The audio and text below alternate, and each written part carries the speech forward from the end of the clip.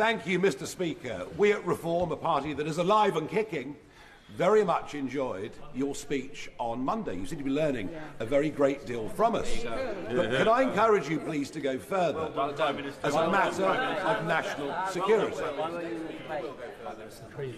As a matter of national security. Over the weekend, an illegal immigrant from Iran, who we believe came by boat, was arrested in the north of England on serious charges of terrorism. Since the speech on Monday, 1,000 young, undocumented young males have crossed the English Channel.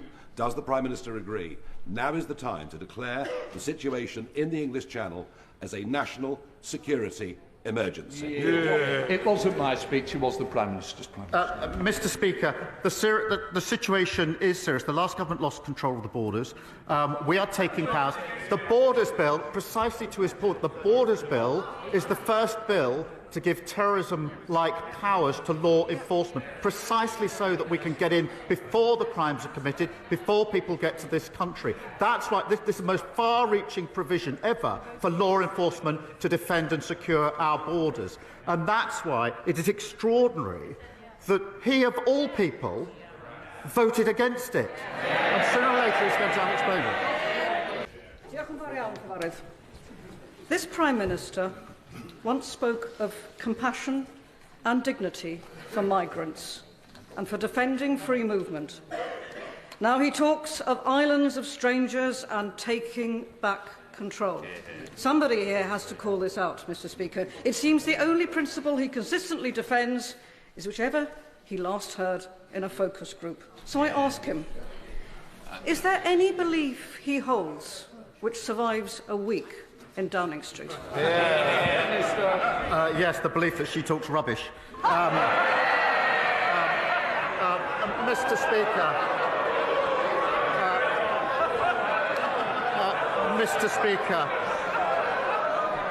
I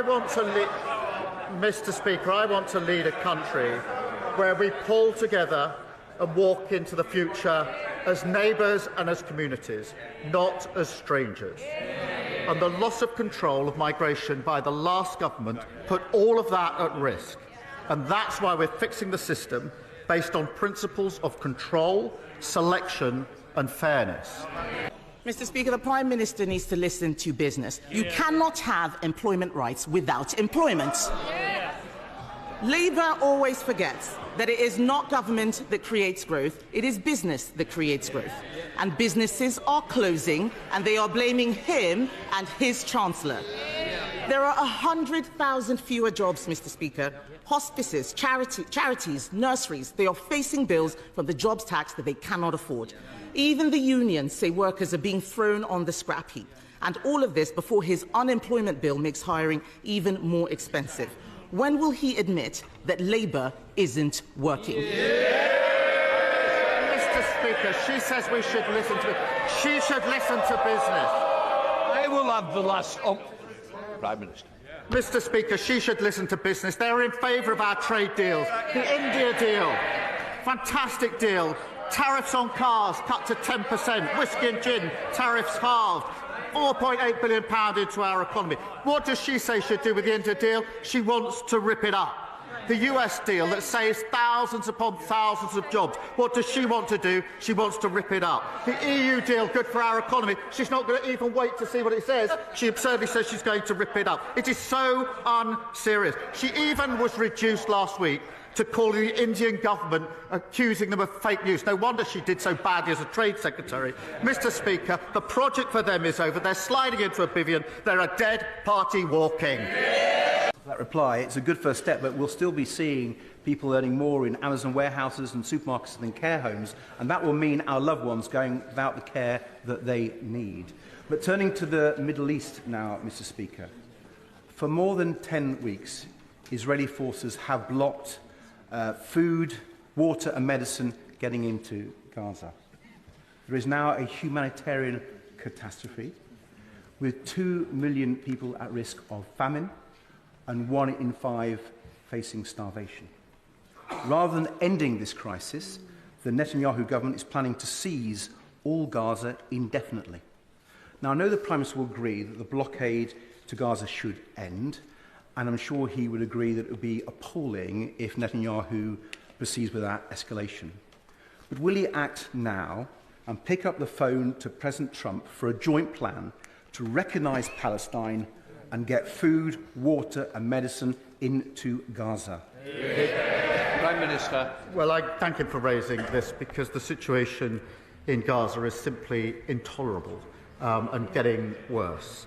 And we are working with other leaders urgently to bring about rapid and unimpeded flow of humanitarian aid into Gaza, which is desperately needed, obviously alongside the release of hostages, and to get back to a ceasefire. And that work is going on through my team 24/7. I do believe that is the initial action that needs to be taken, but I still fundamentally believe that however remote it may seem at the moment, the pathway to a two-state solution is the only way for settled and lasting peace in the Middle East, and we will continue with our allies to pursue that path. The fact is, Conservatives reduced the deficit every year until the pandemic, more than doubled the personal allowance. We left 4 million extra jobs, tackled the post-pandemic inflation spike, and left the fastest-growing economy in the G7. Let's talk about what is happening today. Let's look at Beals, a 180-year-old department store in Dorset. They survived 2 world wars and the winter of discontent. But they couldn't survive this Labour government. Beals is having, and I quote, Mr. Speaker, a Rachel Reeves closing down sale. What does the Prime Minister have to say to all the people who have lost their jobs? Mr. Speaker, nobody wants to see job losses, but she must be the only person left in the country who thinks the economy was booming after the last government. We've created new jobs, record investment, trade deals that they tried. The India deal, I think they tried for 8 years and failed. We did that deal. They talked about a US deal. We did that deal. We tend to get a stronger relationship with the EU. The former trade minister must be the only former trade minister who's against all trade deals which boost our economy. She says she's against the India deal, even though it's got the same provisions she put on the table. She's against the US deal, even though it saves thousands of jobs in car manufacturing. And, Mr. Speaker, most absurdly, she says she's going to rip up the EU deal when she hasn't even seen what's on the page. This is reduced to a brain rot. A once great political party is sliding into brain-dead oblivion. Thank you for tuning in and supporting our journey at the Progressive Wave, where knowledge, New York City, and community come together to make a difference. Every view, comment, and share strengthens our growing community, and we're excited to have you along for the ride. Our mission is simple: to dive into the